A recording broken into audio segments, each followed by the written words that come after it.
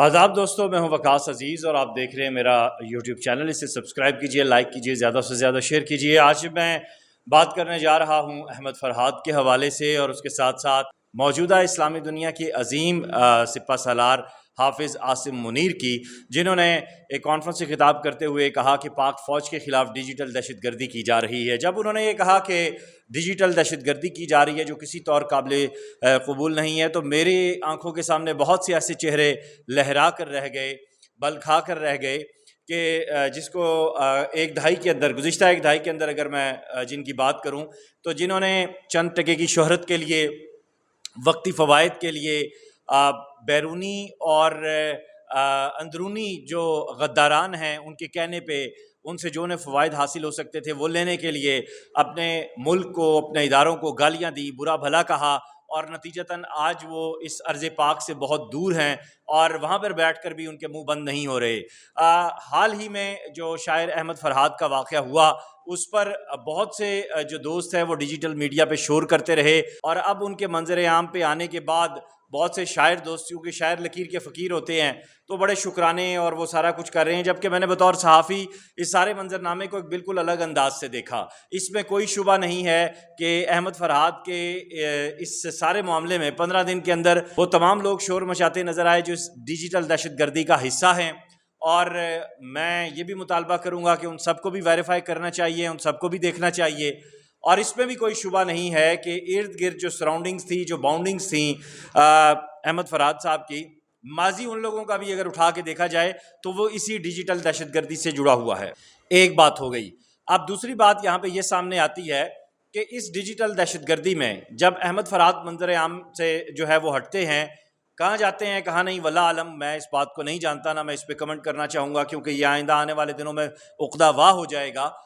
تو اس پہ سب سے زیادہ جو ٹارگٹ کیا جاتا ہے وہ پاک فوج کو کیا جاتا ہے، ISI کو کیا جاتا ہے، اور بلا وجہ کی تنقید. کیونکہ میں ہمیشہ یہ کہتا آیا ہوں کہ پاکستان میں جو سب سے آسان ٹارگٹ ہے وہ فوج کو گالی دینا ہے، وہ ISI کو گالی دینا ہے، وہ اداروں کو گالی دینا ہے، وہ آپ کے نظام پارلیمان کو گالی دینا ہے. یعنی ہمارے لیے اپنا کیا ہوا، اپنا کیا دھرا، اپنا کیچڑ دوسروں کے کانوں پہ پھینکنا بہت آسان ہے، اور اس کا عملی مظاہرہ ان 15 دنوں میں ہم دیکھا. اب وہ FIR سامنے آ چکی ہے، آزاد کشمیر پولیس کی تحویل میں ہے احمد فرحات، اور ان پر اقدام قتل اور انسداد دہشت گردی کے پرچے درج ہو چکے ہیں، اور انہی دفعات کے تحت وہ اندر ہے. وہ اب قانونی لیٹیگیشن کے اس جو معاملے کو وہ وہاں پہ دیکھا جائے گا، وہ ریاست کی عدالت اس کو دیکھے گی اور وہاں ساری چیزیں سامنے آئیں گی. اب یہاں یہ FIR یہ بتاتی ہے احمد فرحات جو ہیں وہ ریاست ہائے متحدہ آزاد جموں و کشمیر کے ملزم ہیں. مجرم جب وہ ڈکلیئر ہوں گے تب اس کی بات ہوگی. وہ انہی کی حراست میں ہیں. اقدام قتل کی اور جو دہشت گردی کی دفعات ہیں وہ آزاد کشمیر کی عدالت نے لگائی ہے. اور وہ کیوں لگائی ہیں، میں نے اپنے گزشتہ ویلاگ میں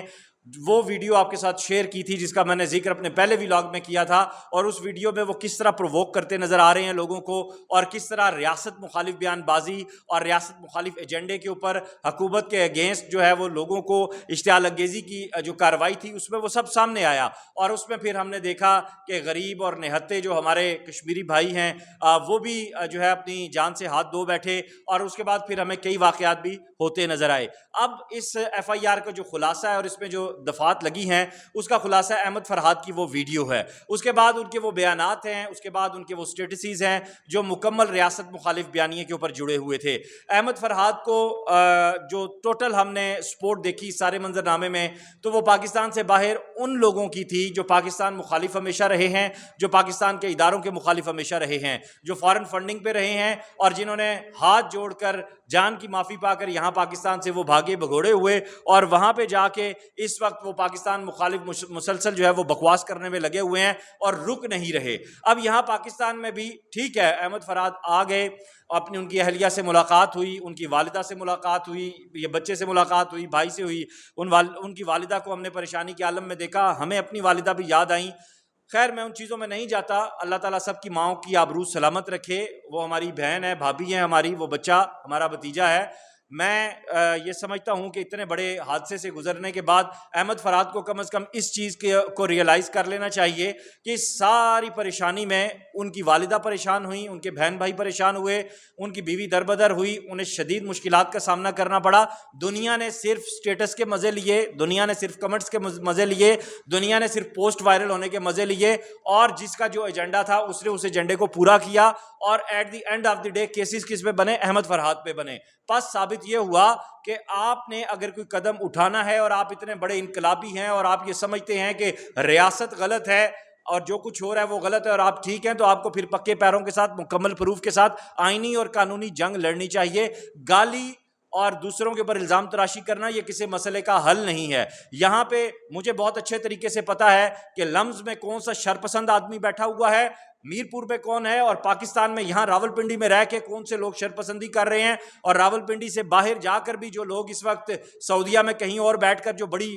ڈرامے بازی کر رہے ہیں، ان سب کو پتا ہے۔ ان سب کو بھی یہ ذہن میں رکھنا چاہیے کہ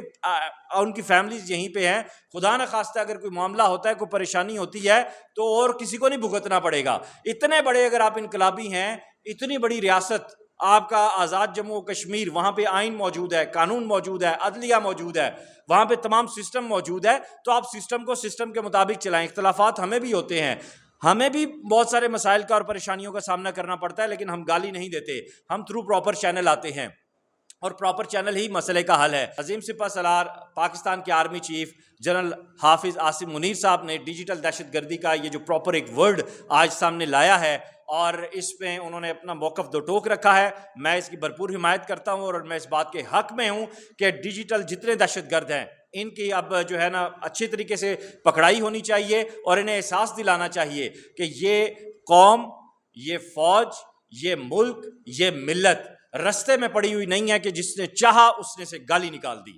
آپ انڈیا کی اسٹیبلشمنٹ کو دیکھیں، چائنا کی اسٹیبلشمنٹ کو دیکھیں، ایران کی اسٹیبلشمنٹ کو دیکھیں، امریکہ کی اسٹیبلشمنٹ کو دیکھیں، رشیا کی اسٹیبلشمنٹ کو دیکھیں، آپ مجھے بتائیں کہ کہاں پر مسائل نہیں ہیں، لیکن کہیں پر بھی اس طرح کھلے عام بک بک اور بکواس نہیں ہوتی۔ جتنے آزاد آپ ہیں،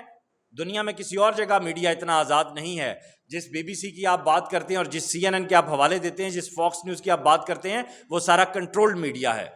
سو اپنے دماغ کو ذرا جگہ پر رکھ کر میرے شاعر بھائیوں، زیادہ جذباتی ہونے کی ضرورت نہیں ہے، حقائق کو سامنے رکھیں، لکیر کے فقیر نہ بنیں۔ ایک شخص ریاست کا ملزم ہے، اس پر ایف آئی آر ویسے نہیں ہوئی، اللہ کرے کہ جھوٹی ہو، میں تو ہمیشہ پازیٹیو رہنے والا آدمی ہوں، میں کبھی بھی نہیں چاہتا کہ کسی کے ساتھ کچھ غلط ہو، لیکن اگر کوئی شخص جان بوجھ کر اپنے آپ کو اور اپنے اہل خانہ کو ہلاکت میں ڈال رہا ہے، مسائل میں ڈال رہا ہے، تو اس شخص کی عقل پر ماتم کیا جا سکتا ہے، اور آپ سب کے لیے دعا کی جا سکتی ہے۔ اس ویڈیو لنک کو زیادہ سے زیادہ شیئر کیجیے گا، اپنا خیال رکھیے گا، خدا حافظ۔